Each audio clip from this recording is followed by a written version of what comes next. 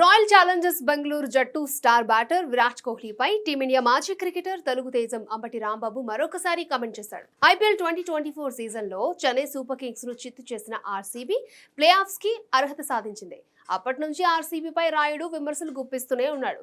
ప్రతిసారి Kohli RCB team performance ను ప్రస్తావిస్తూ తక్కువ చేసే ప్రయత్నం చేస్తున్నాడు. అయితే ఐపీఎల్ 2024 సీజన్ టైటిల్ ను కోల్కతా నైట్ రైడర్స్ కైవసం చేసుకున్న విషయం తెలిసిందే. సన్ రైజర్స్ హైదరాబాద్ తో ఏకపక్షంగా సాగిన ఫైనల్లో కేకేఆర్ 8 వికెట్ల తేడాతో విజయం సాధించి మూడోసారి టైటిల్ ని ముద్దాడింది. ఈ విజయాన్ని ప్రశంసిస్తూనే ఆర్సీబీ విరాట్ కోహ్లీపై రాయుడు విమర్శలు గుప్పించాడు. ఆరెంజ్ క్యాప్లతో టైటిల్ గెలవలేమని, సమిష్టి ప్రదర్శనలే ఛాంపియన్ గా నిలబెడతాయని చెబుతూ ఈ సీజన్ లో కోహ్లీ ప్రదర్శనను తక్కువ చేస్తూ మాట్లాడాడు. ఫైనల్ అనంతరం మాట్లాడిన రాయుడు టైటిల్ గెలిచిన కేకేఆర్ కు కంగ్రాచులేషన్స్, అలాగే Sunil Narine, Andrei Russell, Mitchell Starc వంటి దిగ్గజ ఆటగాళ్లకు ఆ జట్టు అండగా నిలిచింది. జట్టు విజయంలో వారు తమ వంతు పాత్ర పోషించేలా ప్రోత్సహించింది. సమిష్టి ప్రదర్శనతో టైటిల్ గెలవొచ్చని కేకేఆర్ మరొకసారి చాటి చెప్పింది. ఏళ్ల తరబడి మనం చూస్తుందిదే.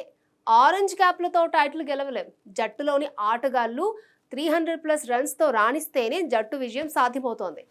ఆర్సీబీకి ప్రధాన సమస్య విరాట్ కోహ్లీనే. లీగ్లో అతను నెలకొల్పిన ప్రమాణాలు జట్టులోని కుర్రాలను ఒత్తిడికి గురిచేస్తున్నాయి. ఆర్సీబీలో కోహ్లీ ఓ దిగ్గజం. అతను ప్రతి సీజన్లోనూ అత్యుత్తమ ప్రమాణాలు నెలకొల్పుతున్నాడు.